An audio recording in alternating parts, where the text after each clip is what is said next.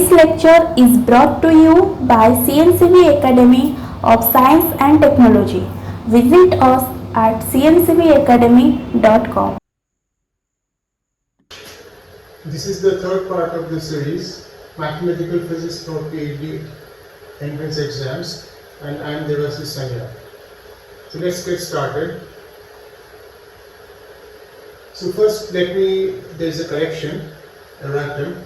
So in the second part, I have given a problem. In the figure given below, D represents a device which can either be a conductor or an insulator with probability 1 minus P and P respectively. When shown that the probability of non-zero current is, so there is a mistake. I have written 1 minus P whole to the power 4.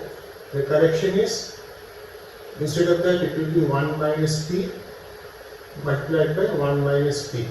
So that's the correction. And so we start with today's problems. So this is the first problem. So we have to calculate the contour integral cos square z minus z square z minus a whole cube around a contour encircling the point z is equal to 0. So we have to calculate the contour integral to show that the contour integral is I is equal to minus cos 2a plus 1 2 pi r. So how do we do this contour integral? So you have to find a residue.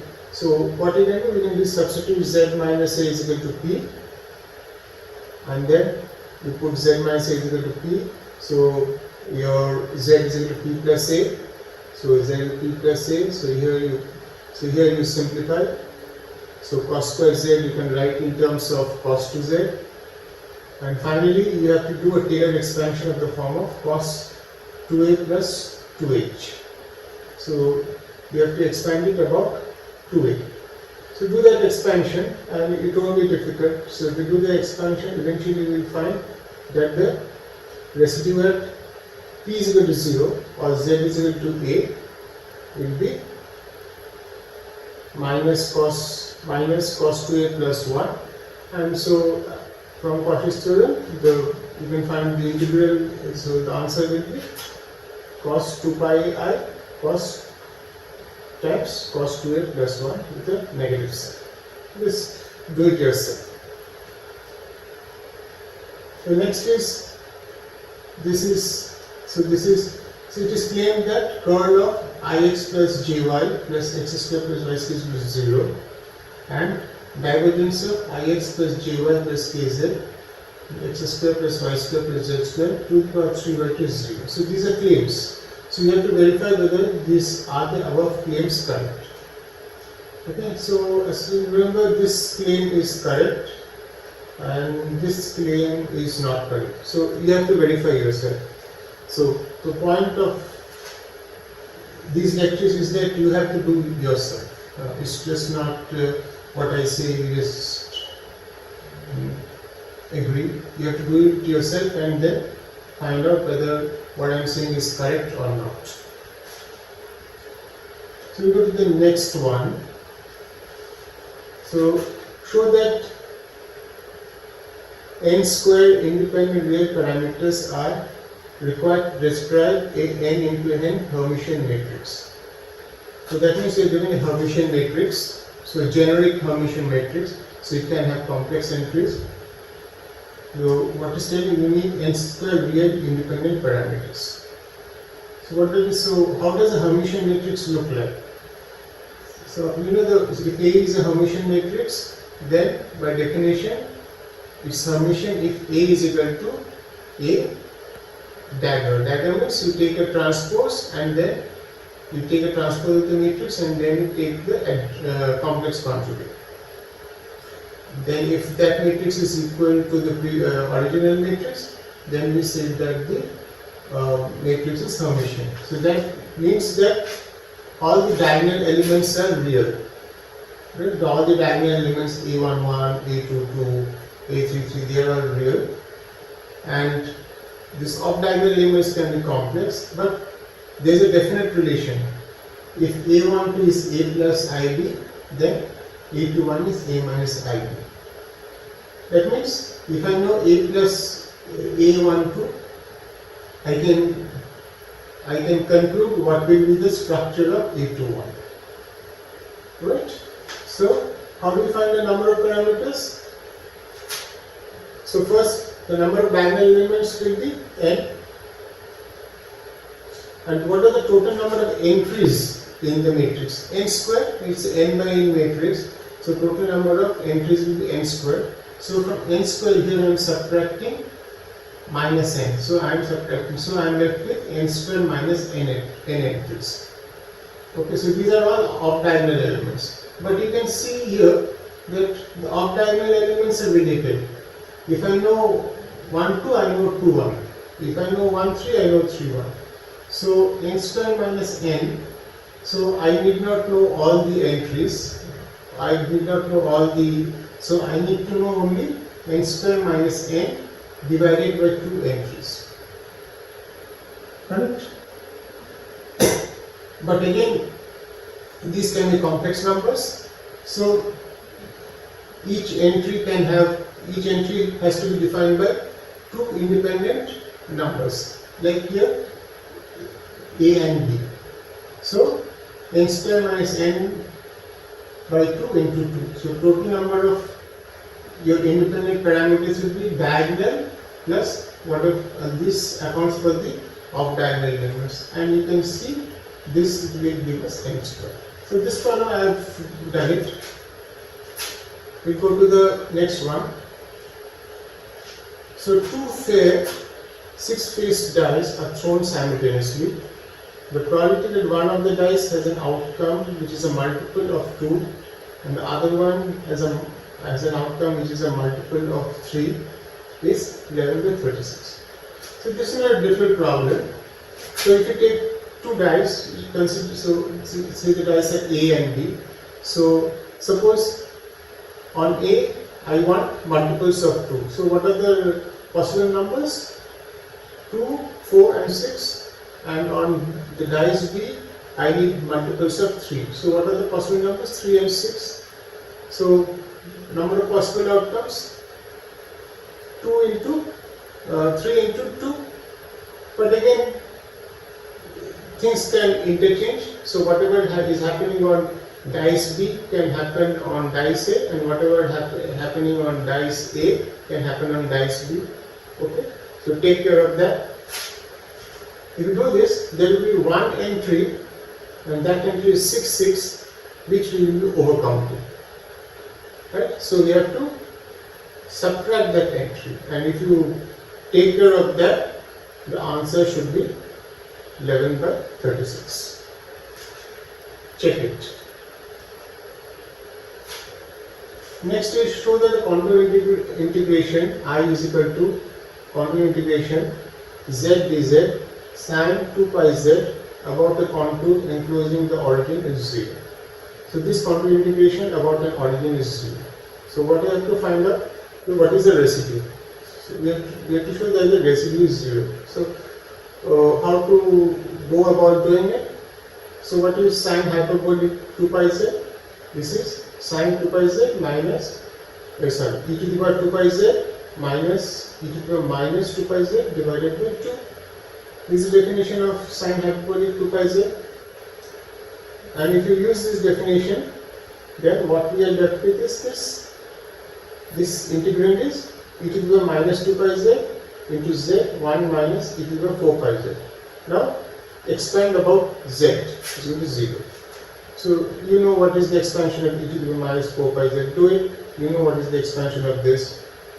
And from this you find out the residue, and it should be 0. Just check yourself.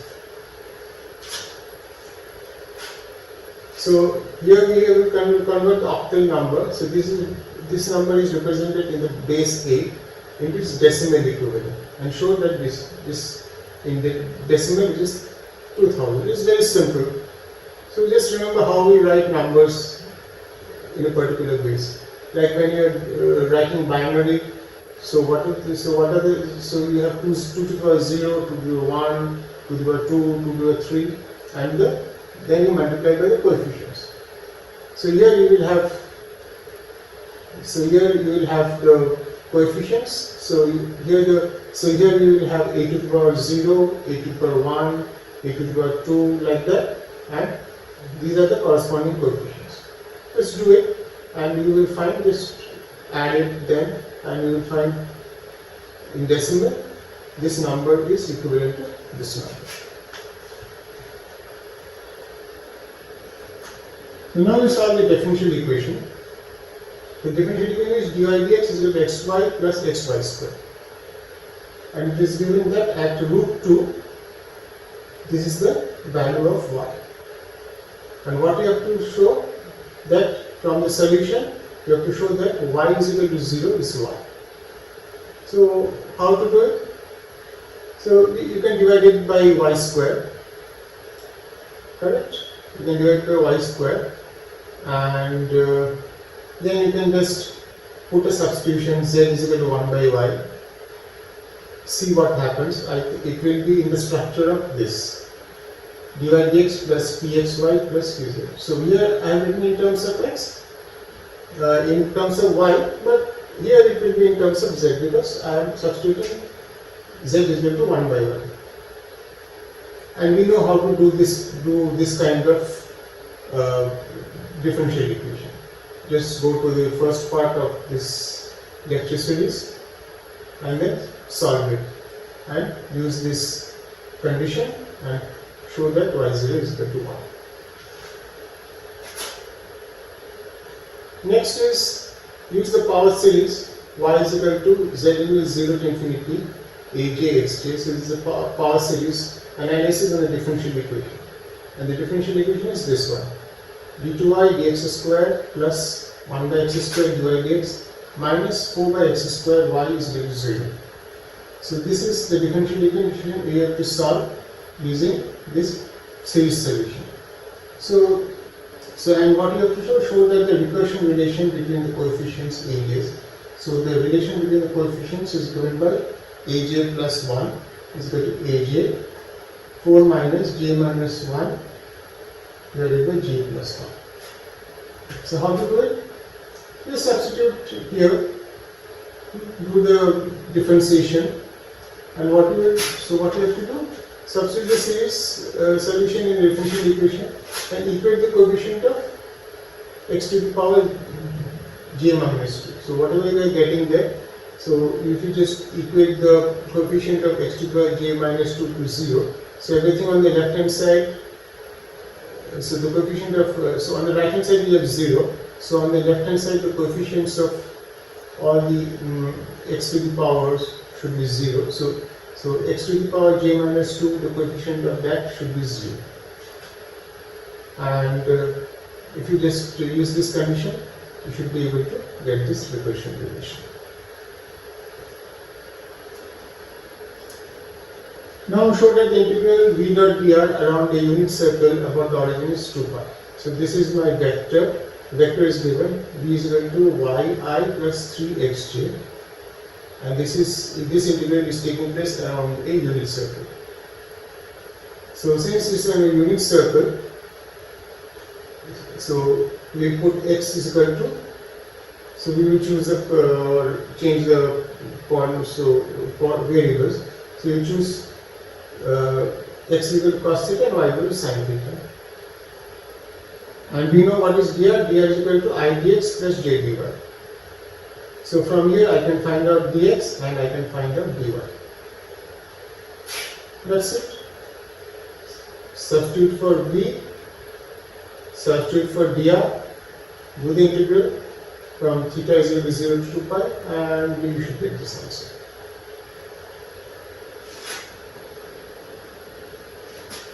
Show that the largest eigenvalue of the matrix is 5. So here we have given a matrix, and we have to show that it will have 5 eigenvalues. The largest one is 5. How to do? So this is the determinant you have to solve to find out the eigenvalues. So you can see in the last row, all the entries are 0 except the last one. So in order to make calculations easier, I can just slide this one across all the other 4 rows. And so it will pick up a factor of -1 to the power 4, that is 1. So what you get is this 0, 0, 0, 1 minus lambda, and rest remain the same, 1 minus lambda, 1, 1, 2, 3. And now just do the calculations. It should not be difficult, and you can find out all the eigenvalues, and from there you see which is the largest eigenvalue.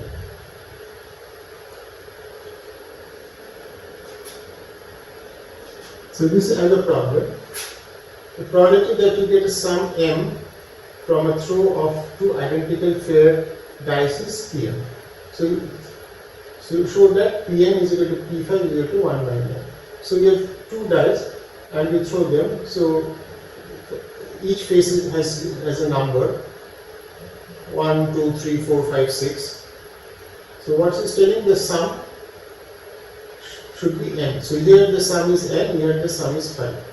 So show that if you throw 2 dice together, the probability of getting n is 1 by 9, and the probability of getting 5 is also 1 by 9. So it's not difficult. So how do I get 9? I can get 9 when one face has 3 and 6, or 4 and 5. Right? Just verify and hence calculate. Here also, how do we get 5? What ways I can get 5? And you see that, so this is equal to 1 by 9. Check. So this is a problem now. This is a different kind of problem. So if theta and phi are respectively the polar and azimuthal angles on the unit sphere, show that average of cos square theta is 1 by 3 and average of sin square theta is equal to 2 by 3. Well, obviously this angular brackets define average. So what do I mean by that? So we have a unit sphere. So randomly I choose a point on this sphere and note down its theta value. Again, I randomly choose a point on the sphere, I note down its theta value. Again, I randomly choose a point on the sphere and I note down its theta value. So that way, if I calculate cos square theta and I take many measurements, almost tending to infinity, and I take the average, what is telling that average will be 1 by 3. And average for sin square theta will be 2 by 3. So how to do it analytically? So if I want to choose, so the probability of choosing a point about an area, so choosing a point in an area surrounding the point, say theta phi. So theta phi denotes a point on the sphere. So if so the probability of choosing a point in that area about theta phi is actually proportional to the area about that point. So whatever the area I am considering, the probability should be proportional to that area, and this area is drawn about theta phi.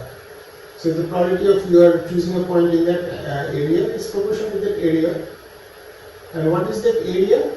The value of that area is also proportional. So I am considering an infinitesimal area about the point theta phi. It is a very, very small area.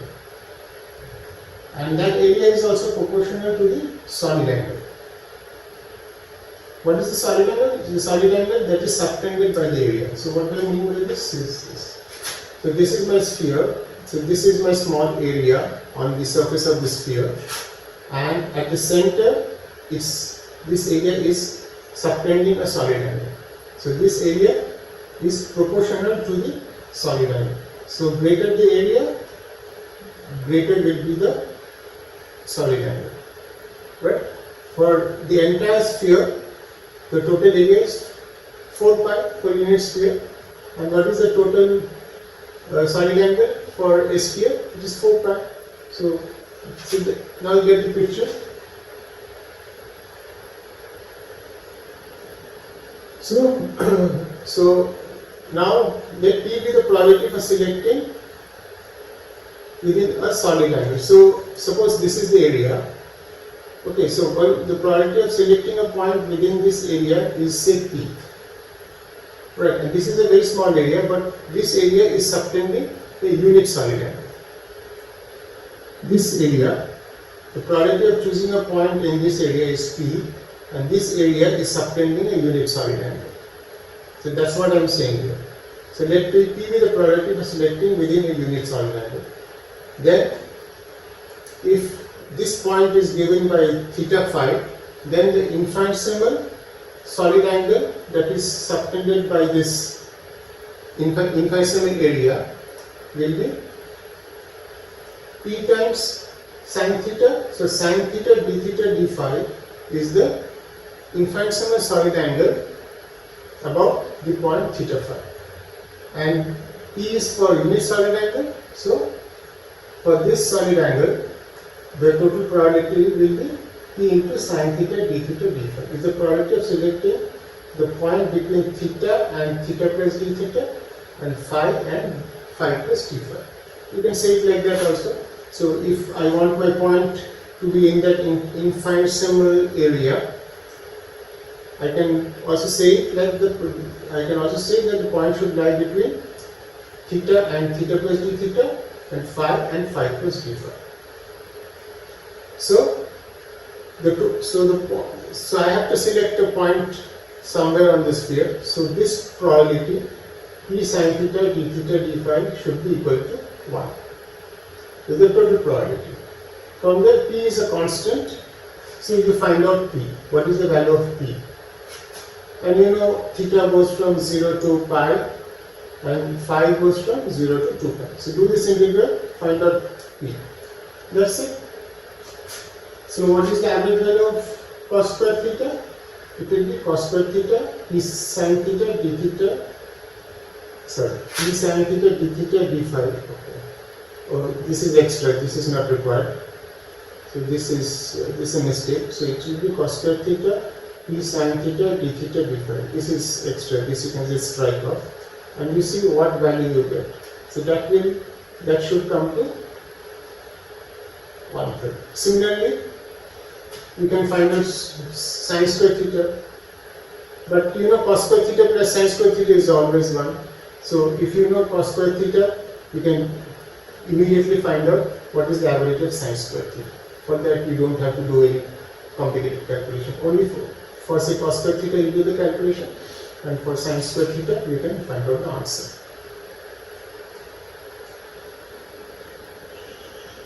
So this one should not be written there, so I just take it in duplicate.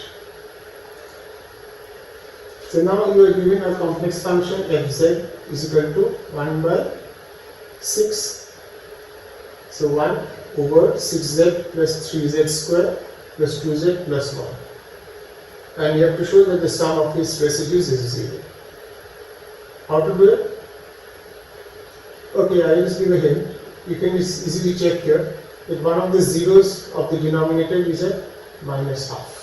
So f minus not f here. So this is wrong. So here this is not f.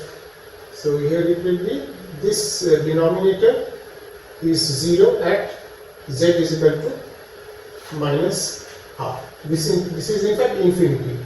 At f minus half it is infinity, but here it is for z is equal to minus half, the denominator is 0. So then you can factorize the denominator and you can find out the poles, and you can find out the residues, and that's it. You can just check whether you get 0 or not. Next is consider the differential operators J plus. So this is a differential operator x square ddx plus mu x. Mu is some constant, and we have another operator J0 x ddx plus rho, where these are constants. So these operators act on a set of monomers, say x to the power n. Right? So this is a set of monomers. m can be 0, 1, 2, 3, 4, etc. So what you have to show that this commutator, this is commutator, J0, J plus is acting on xm minus J1, J0 acting on xm. This is equivalent to J plus xm. So this is straightforward. This is, you do it, and that means this J0, J plus minus J plus J0 is equivalent to J plus in this case. Do it yourself, it should not be difficult.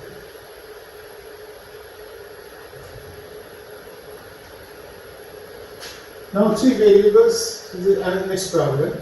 So three variables x, y, z are evolved with time as dx dt, x, y minus z, dy dt, y, z minus x, and dz dt is equal to z, x minus y.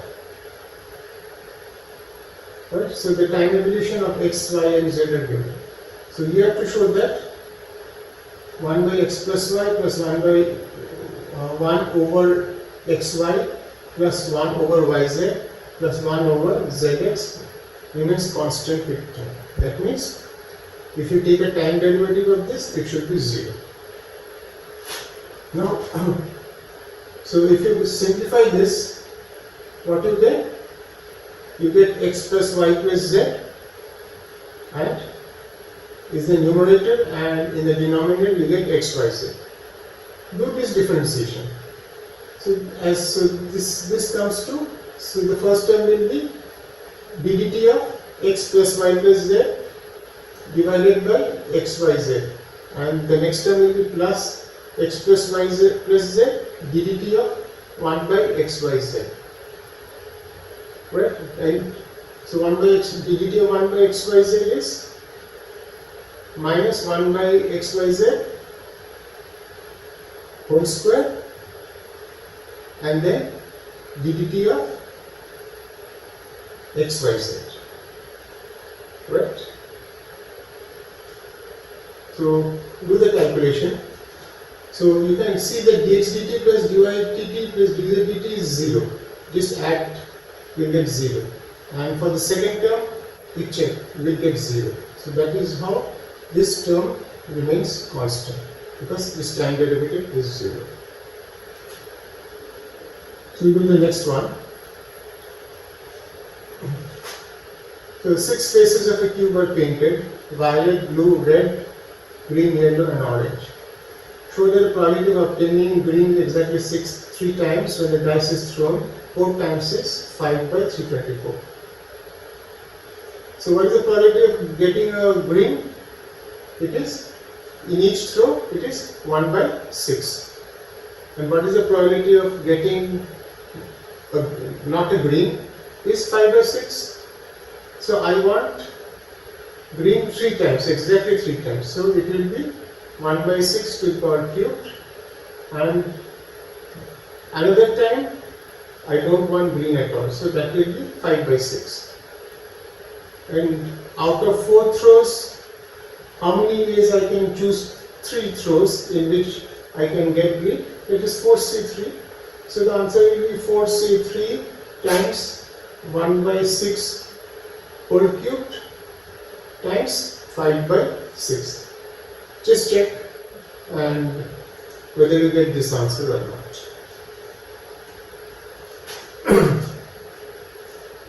Next we go to this problem. So we have to show that this infinite series, so infinite series is given by n square divided by 2 to the power n, and n varies from 1 to infinity.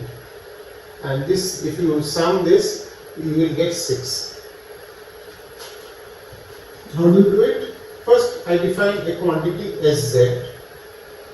Summation n is equal to 1 to infinity n square divided by z to the power n.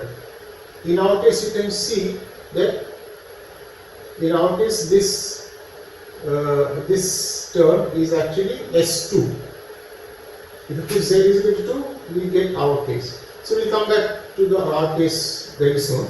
So this is a more general expression. Right? So this is Sz, this is an infinite series. This is a function of z. And suppose I consider another expression fz, which is nothing but 1 by z to the power n. N is equal to 1 to infinity. What is the sum of this? We know this is a simple thing, right? This series sum we know, starting from n is equal to 1 to n is equal to infinity. What is the sum? That we check. So this is another series. So from this series, I can construct this series. How? We check this one. df dz. So I differentiate dz.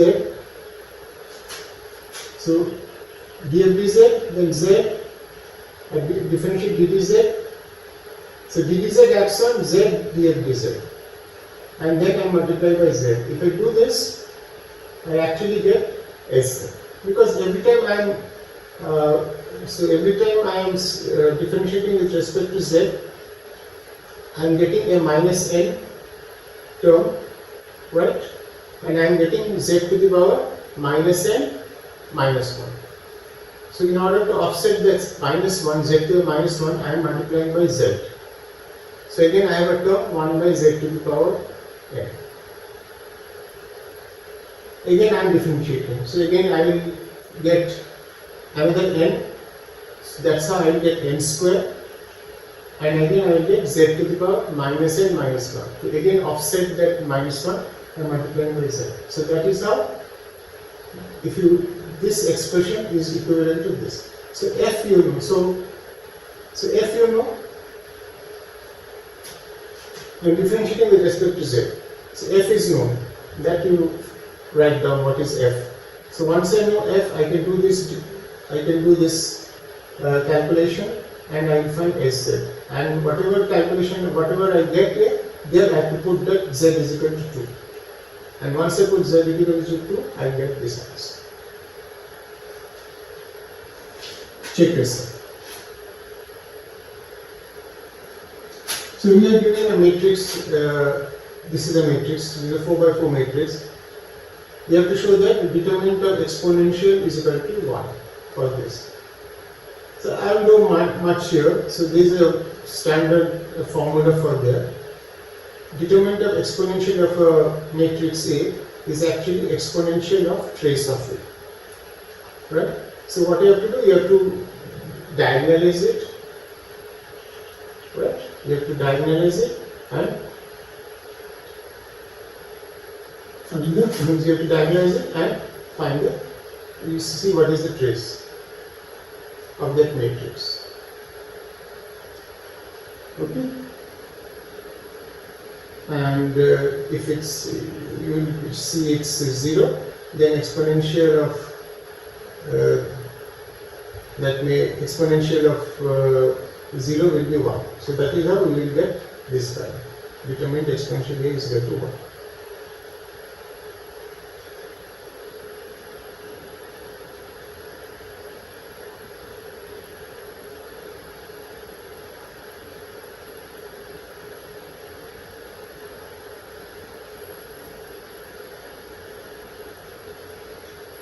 I think there is a mistake here. There is a mistake here. Mistake would be. Anyway, you have to find the trace. So to calculate trace, you don't have to diagonalize. I think there is a mistake here. Here it should be minus 2 and minus 3. Okay, so there is a mistake here.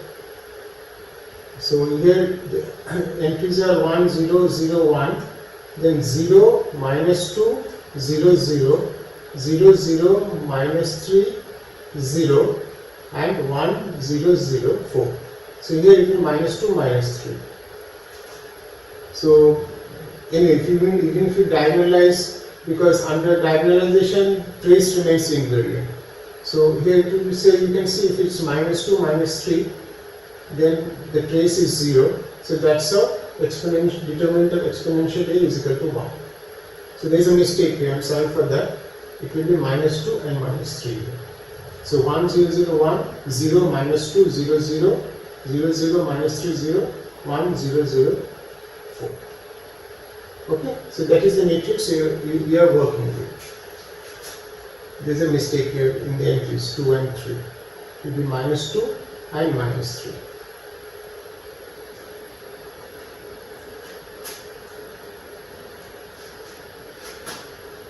Now we go to another problem. So consider a 4-dimensional vector space V that is a direct product of 2-dimensional vector spaces V1 and V2. A linear transformation H acting on V is the direct product of the transformations H1 and H2 acting on V1 and V2 respectively. If in a particular basis H1 is equal to this and H2 is equal to this, then show that the lowest eigenvalue for H is this. So you have two. So the idea is you have two different vector spaces, independent, V1 and V2, and those independent vector spaces V1 and V2 form a composite vector space V. So if V1 is 2-dimensional and V2 is 2-dimensional, then V is 4-dimensional. So H1 acts on a vector which exists in V1 and H2 acts on a vector which exists in V2. And the composite operator H, which is a combination of these two, will act on a vector which exists in V. So what do I mean by all this? So let's see. So this is a direct or tensor product H1 cross H2.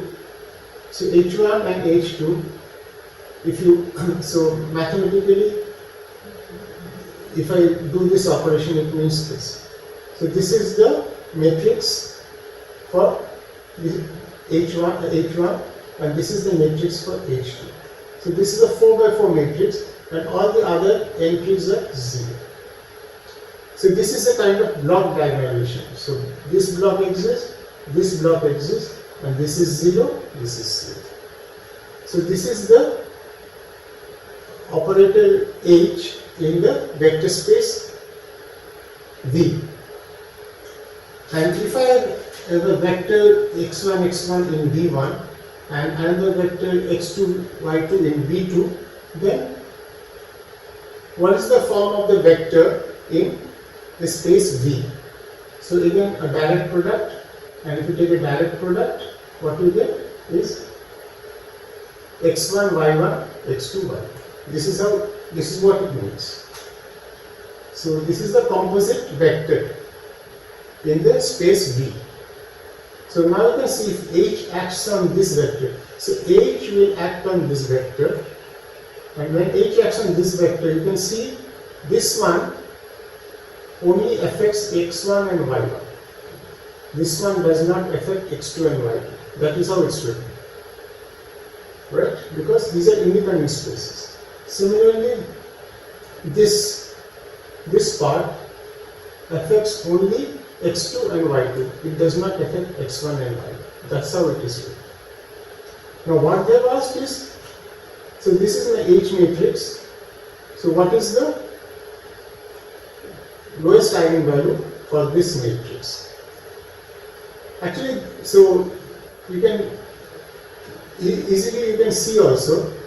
You can see that this matrix can be independently diagonalized, which is already in a diagonal form, and this matrix can be independently diagonalized because they belong to independent spaces, and that's why it is in the block diagonal form.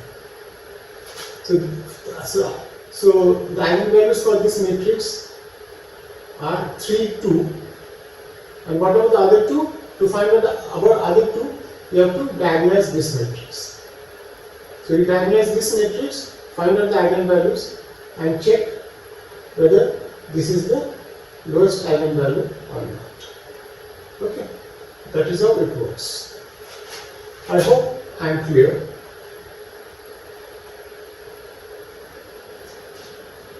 Then another problem. Show that the following infinite series x plus x cubed, so this is exponential x plus x cubed plus plus whole square minus x square by 2 plus x square by 4 plus dot dot whole square is equal to 1 minus x minus ln 1 plus x. So this identity you have to prove. Remember, this is in the form of a square minus b square. So you can just change into a minus b plus b and see how it looks like.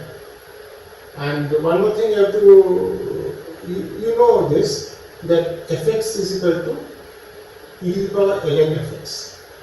This is a standard identity. So fx here is this one. This entire thing you can write it with fx. So you can write it as e to the power ln 1 minus x to the power minus ln 1 plus x. So that is how you do the problem. And then just tally the left and the right and see whether you can prove this is an identity.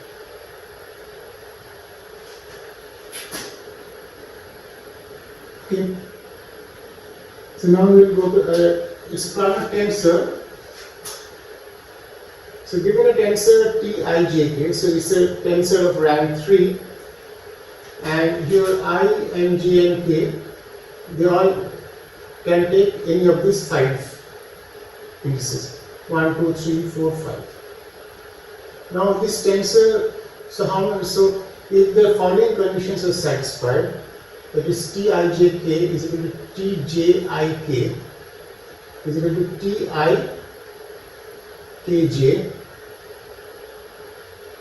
and so this condition is satisfied by these tensor entries. So these are real tensors. Okay, so this is a real tensor. There is no complex here. And again, summation Tiik is equal to 0. Then show the number of independent components is 20. So what do I mean by that? So we have a tensor of rank 3. So if a tensor of rank 3, if I didn't give you these conditions, then how many entries, independent entries would be there? 5 into 5 cube. That will be 125. But now I am putting constraints or conditions. So that would reduce the number of independent entries for this tensor. How? So what are the constants?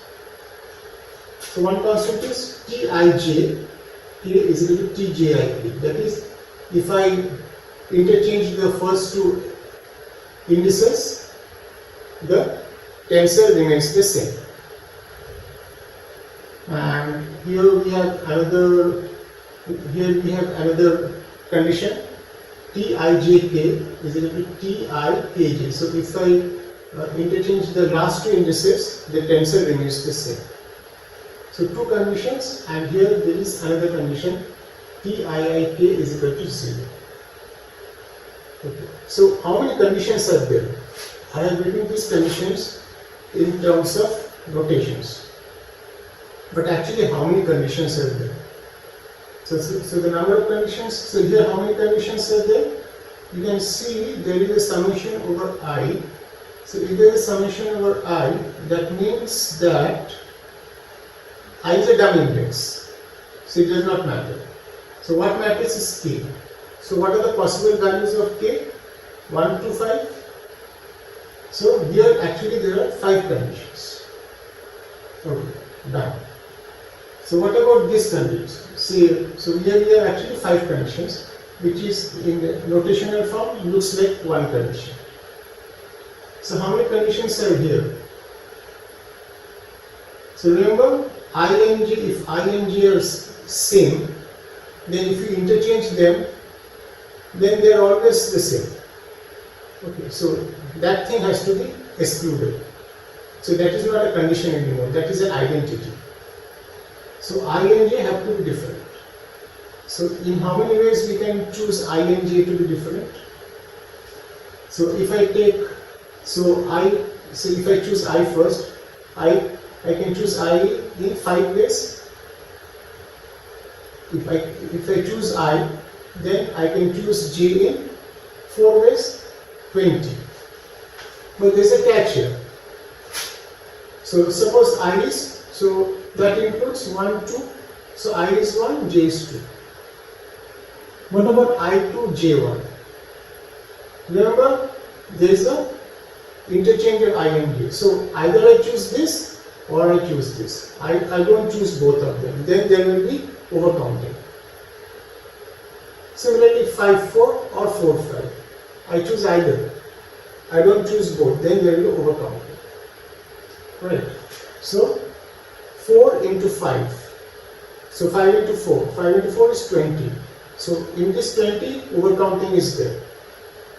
So if I want the right number in which there is no, so I am choosing the pairs without any interchanging. So the right number will be 20 divided by 2, that is 10. And then k is there. How many k's will be there? 5. So 10 into 5 will be 50. So this actually represents 50 conditions. Tijk is equal to Tjik. So this represents 50 conditions. Similarly here this is an independent condition from this one. And here Tijk, and here this is interchange between J and K and K and J. So that will be how many? 50. If we use the same logic, so here it represents 50 conditions. So 50 plus 50, 100, 100 plus 5, 105. So 125 minus 105 will be how much? 20. That is how we get 20.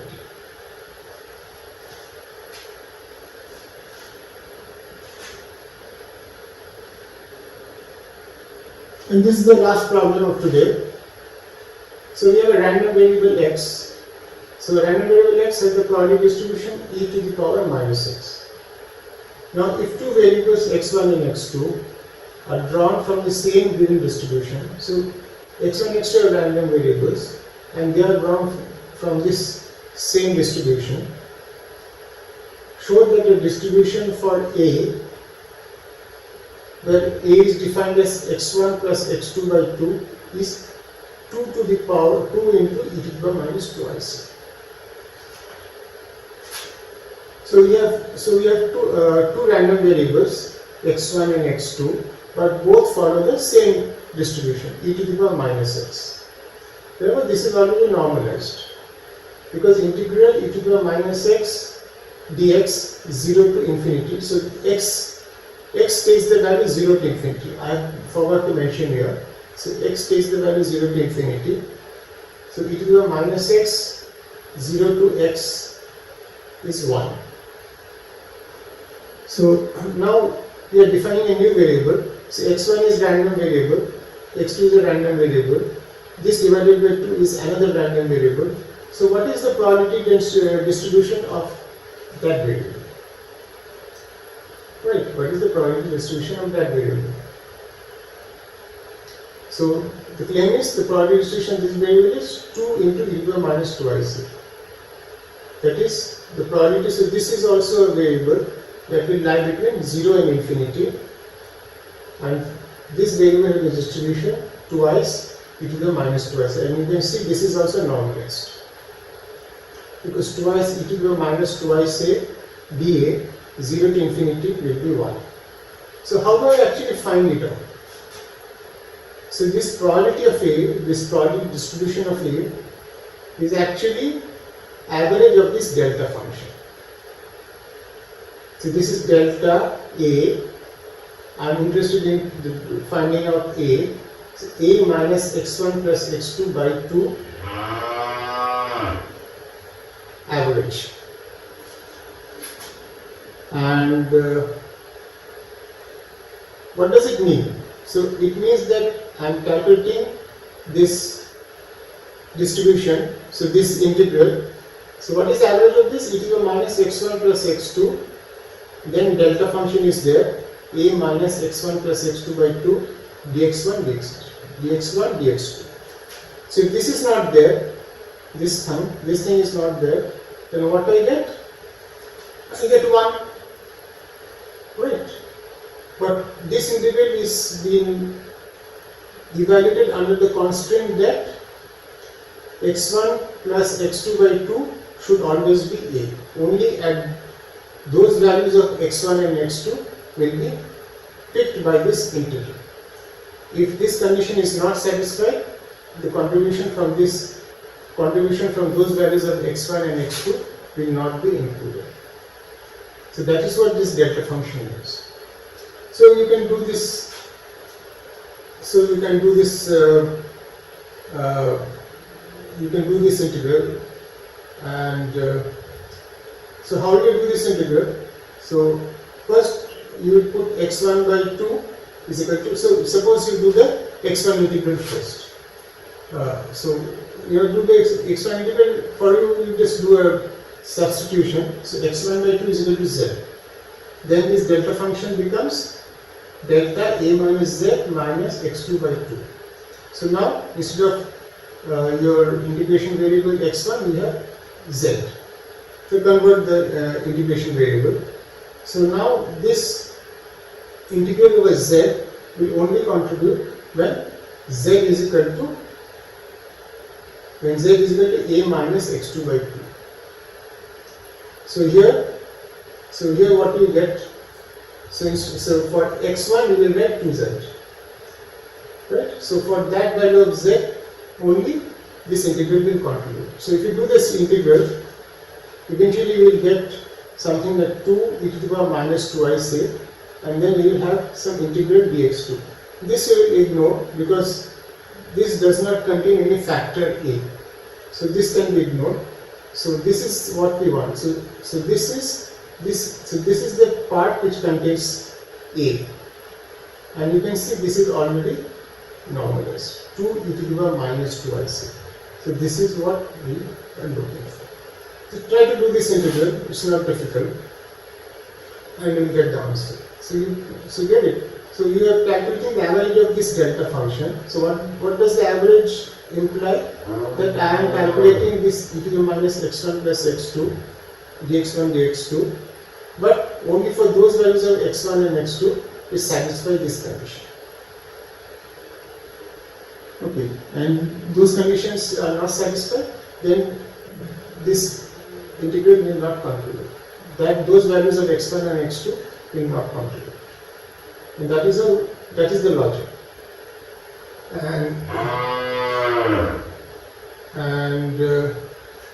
So what we have, so that's it. So you do the integral, put x1 by 2 is equal to z, and then you put, then this delta function takes this form. Do the integral over z. So z is equal to a minus x2 by 2 will contribute to the integral. So complete the integral over z. This so the term containing a will come out, and you are left with a term that does not contain a. So we will ignore that, and this is why, and that is why this is the answer.